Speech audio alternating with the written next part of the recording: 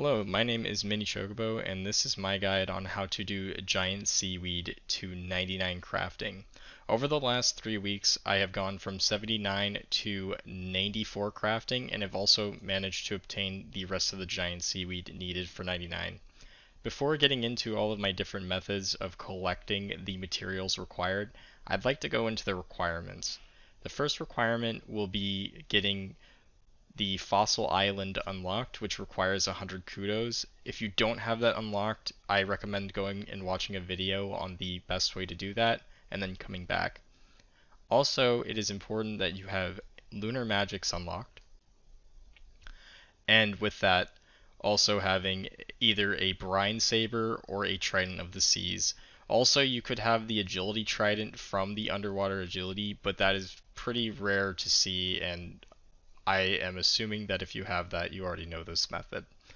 Some nice luxuries to have would be the fishbowl helmet and diving apparatus, as well as the flippers. And you can go ahead and look up guides to get those, but they are not needed for this method. Without further ado, I will leave timestamps to each of the collection methods, whether it be the seaweed spores from Lobstrosities, the actual collection of giant seaweed, the collection of buckets, the collection of buckets of sand, the actual glass make spell, and then also the EXP rates and materials required will be right after this clip. I figured I'd make a quick Word document on my approximations for 99 crafting. Needless to say, this comes from being level 46 crafting, which obviously you need higher than that for lunars, but still the difference between 46 and 61 crafting is very minuscule. So on the average farming I did was all at 93 farming, and I just did giant seaweed during this time, and I managed to get an average of around 65. This isn't an exact approximation. I unfortunately did not document every run, but this seems to be a pretty good number. And this is also on the little conservative side. I actually think it was closer to 70, but I'm just going to keep it down at 65. My minimum run was 12, and my max was 118. Each giant seaweed is 60 experience in terms of just the super glass make spell. So in total, you have to calculate this into your approximation, which I went ahead and did down below. So 1 giant seaweed and 6 buckets of sand averages to make an 8.75 molten glass, which is going to come out to be around 672,000 crafting experience per 1,000 giant seaweed when you get to the maximum level of EXP per hour. Also, I went ahead and calculated the glass orbs, the unpowered orbs, and that came out to be, for every 1,000 giant seaweed, around 519,000 crafting experience. This number only really matters for the people who plan on making a lot of battle staves just for alch purposes, but I didn't really use this in any of my calculations.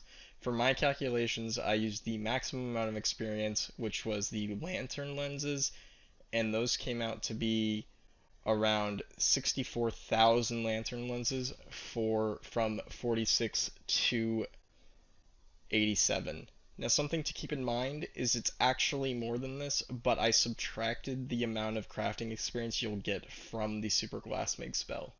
So this is just an approximation. I wouldn't use this as an exact reference, but this is just to give you an idea. Also, from 87 to 99, you will make approximately 120,000 empty light orbs. This is also an approximation. I subtracted the amount of EXP from the super glass make again. Also, just doing the average of 8.75 glass per 1 giant seaweed, it comes out to be approximately 21,000 giant seaweed. And using my average of 65 per run, it's around 323 total farm runs. Just keep in mind that each giant seaweed run is every 40 minutes approximately, so you can actually do quite a bit of them a day. I would say it will take you around, if you are very consistent on doing these, especially during your birdhouse runs, I would say it would take you around a month or a little less than a month to complete this goal. The main thing with giant seaweed is you also need to collect buckets of sand. And it is 6 buckets, as I stated above, for every 1 giant seaweed. So just multiplying that by 6, you get a total of 126,000 buckets of sand. So now I'm going to go into how to collect these resources. It's definitely not a flat amount, and you should tailor this to whatever your crafting level is, but this just gives you a rough idea. In this video, I'm going to go ahead and assume that you already have your Fossil Island teleport unlocked, so I'm just going to go ahead and show how to get from the Fossil Island teleport to the out to sea on the rowboat and then going underwater. So there are 2 ways. You can either go north or south. Some people prefer to go the south way, and if you're doing birdhouses, you do this one and then the south one, and you can go south. But for sake of this video, I actually think that they're about the same distance, and I'm just going to go ahead and run to the northern boat. And whenever I get close to the boat, you just want to start holding 3. And the reason for that is sometimes these crabs like to hit the menu. So there we go. Hit the 3 key, row out to sea. And then you need to make sure your hands are free, so no items in your weapon or shield slots. And then you right click and dive underwater. And this is how you get to the seaweed patches, which are conveniently placed right here. I'm going to go ahead and go into this further, but let's go ahead and start with how to actually collect seaweed spores via killing lobstrosities. So I'm going to be under the assumption that you are using a client of some sort, and that will definitely help when killing lobstrosities. This is my gear setup when doing it. You don't need flippers, but it does make it a little bit more convenient when moving through the water. You move really, really fast compared to not having them. But something I think that is very important to have turned on is ground items. And what I want to specifically say about this is you want to have seaweed spores highlighted. This is something that is very, very, very important when actually farming seaweed spores. Because when farming giant seaweed, you'll have random spawns that randomly come around you, and you want to make sure you always pick them up. Also, when you're killing lobstrosities, you'll get over double the amount of seaweed spores per hour if you have this highlighted and you're paying attention. The only other way to really notice them is if you aren't using any add-ons to look on your mini-map for red dots, and they're very hard to see, but you will find them. So go ahead and turn on ground items and then just put in the seaweed spores like this. But anyways, let's go ahead and show how to get to lobstrosities. So you take off your trident and you right click and dive. And something you'll note is you don't have a fishbowl helmet or a diving apparatus, so you have to be kind of quick. And to show the difference of speed, let's go ahead and take off the flippers. You'll notice you're much slower. But the thing is that yes, you can still get there in time. There's no worries about that. But anyways, let's go ahead and swim there. So we're going to go all the way east here. And to the far east, there is going to be a hole. And we're going to go to that hole. And it's past the broken ship, and it's to the south. So just keep running. And there's this hole. So we're going to navigate this. And then we should see the lobstrosities. And we're going to want to go to the south. And so to the south, there is this air bubble right here. And this is where the mage advantage over a brine saber is really nice. Having a trident, you can sit in this spot and just never move and just kill lobstrosities. And so this is pretty much how you do it. It's very easy. You honestly don't need any food, but I brought it just in case, depending on levels. And you can just sit here. If you're meleeing, you're going to have to do what this guy does, where he drags them back into the bubble, but definitely don't need to. Something to note is that all around the room, there's always the chance of those seaweed spores spawning. So, like right there is one that just spawned, though. How conveniently timed.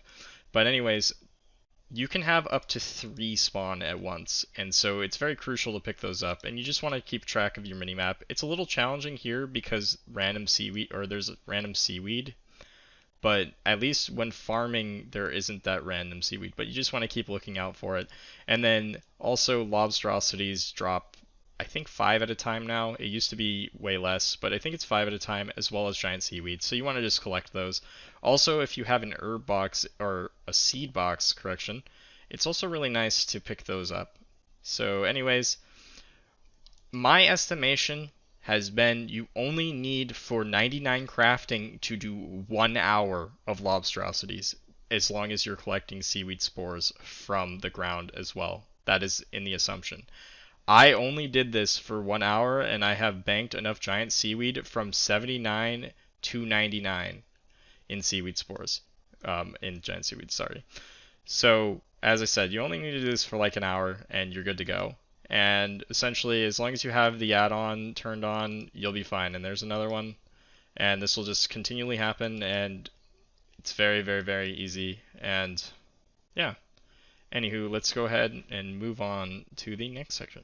I wanted to take you through a section of actually collecting some giant seaweed from my patches. And so, something to note is the farming cape and the secateurs do not benefit you in any way here. So all you need is the seed dibber.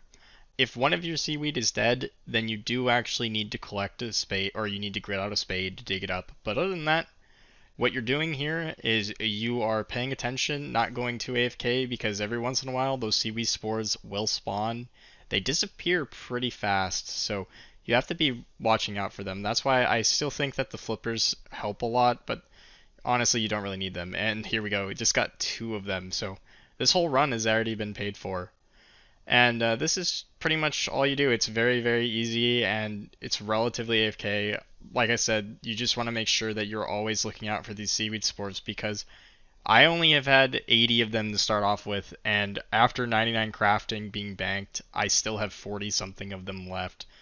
The max I ever got back from one run of doing just a seaweed run was I got 12 extra seaweed spores from the run. I've had 3 11 runs and 1 12. And every once in a while you won't get any, which is understandable. Hopefully that doesn't happen too much at the beginning, so you don't get stressed out over having to do more lobstrosities.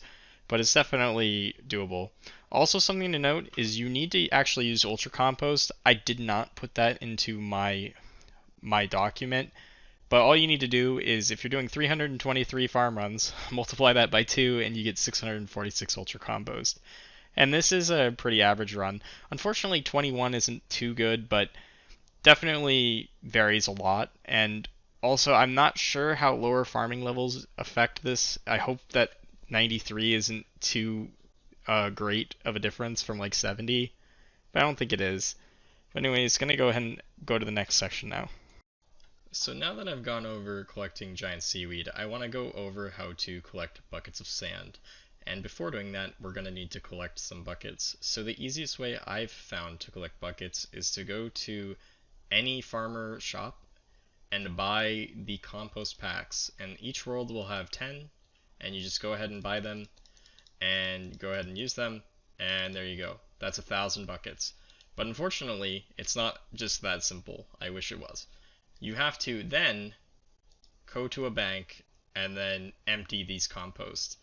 And having to right click empty these would just be really, really tedious and quite painful.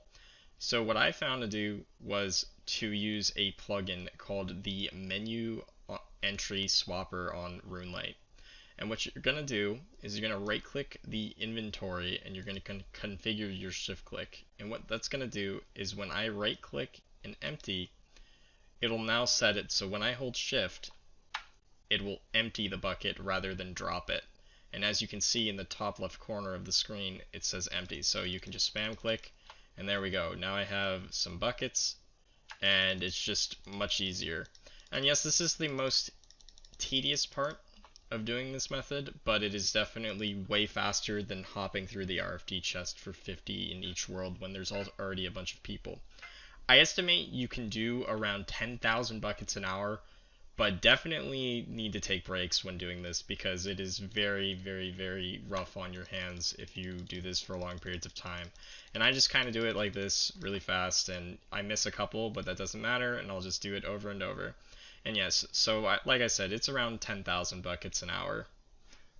So now that we have collected our buckets, I'm going to go ahead and show how I collect sand. The first thing is you need to have an inventory space for either runes to a bank / your house, and or just have law runes if you're using a dust staff. But anyways, what you're going to need is you're going to need to have your house in Yonil, and you're going to want to turn on your house options and go to teleport inside and turn that off, and that will save you from the loading screen, which will save you a lot of time. Also, for sand, I prefer to actually have my inventory viewer on, and this allows me to AFK a little harder, where I'm able to just teleport and then already pre-select my bucket here and click the sand, and then go back to my mage spellbook and get ready for the next inventory. And this allows me to just be a little bit more AFK and play my other accounts and still manage to not miss any crucial period of time. And this is pretty straightforward. It's around 2,000 sand an hour, maybe a little more, and this is definitely the most AFK part of doing this, and will probably take the longest period of time. So now I'm going to go into how to do the super glass make, at least the way I found the most efficient. So the first thing is you're going to want to have your runes in your rune pouch, and or if you don't have a rune pouch, just have your runes laying in your inventory. It means you're going to have to pick up stuff a little bit more often, but that's okay. And also having a Tome of Fire and an Air Staff or a Smoke Staff is very beneficial to this part. I unfortunately don't have a Tome of Fire, so I'm at a disadvantage, and I have to keep my Astrals as well as Fire Runes in here. But anyways, what you're going to do is you're going to want to fill your bank up with the placeholders. So I went ahead and did that, and this will make it so when I click deposit all, it won't deposit my rune pouch. And then what I'm going to do is I'm going to click 3 seaweed, and I have it preset to 18 withdrawal. And then it will normally already be on the magic spellbook here, and then you just hit super glass make. And something to note is that every once in a while you will make so many glass that they will appear on the ground. And what I like to do as a rule of thumb is every 6 or 7 cast, I go ahead and just pick up what's ever there. Sometimes you will get as many as 40 from just 3. So there we go. I made 32 total from just those, and I've had it so where it's been exactly 40. And so what I would do is I just keep doing this, and I like to do this in a less crowded place just so I don't get distracted, and also so that people don't accidentally drop items on you. The worst thing is if you are an Iron Man and doing this, which I assume most of you are, the worst thing is when somebody drops an item such as like an acorn from a birdhouse run, and then you're spam clicking your molten glass, but the acorn is on top of it, and you're just not able to do anything, and you have to right click and pick it all up and then switch worlds. So that's just my tip to you. It's definitely, this is pretty easy, and actually around 70 to 80k crafting experience an hour just making the glass. It really won't take you long at all, and for every 3,000 glass you're only using, or 3,000 seaweed, you're only using 1,000 casts of this, so that's only 2,000 astrals for every 3,000, so you really won't use that many astrals at all. The runes are pretty minuscule compared to the amount of sand and seaweed that you'll be collecting. I decided I would create some empty light orbs from my molten glass, and just to show the XP rate average. It's about 126k. Obviously you have to calculate in the time spent collecting sand, so it's really not as fast. It's very fast once you have the glass, but you're gonna have to go ahead and collect sand, so you'll still have to average this out as well as creating the glass. So that is the end of the crafting guide. I apologize for the lengthy explanations, but I figured that I wanted to explain everything pretty well in detail, and the pieces that you don't need you could just skip over with the timestamps below. Anywho, if you are interested in Hardcore Iron Man Progress Series, I happen to be creating one, so feel free to hit that subscribe button. And to all my subscribers out there, sorry this was not another progress video, but I had one yesterday, so yeah. Have a wonderful rest of your day, and see you guys again soon.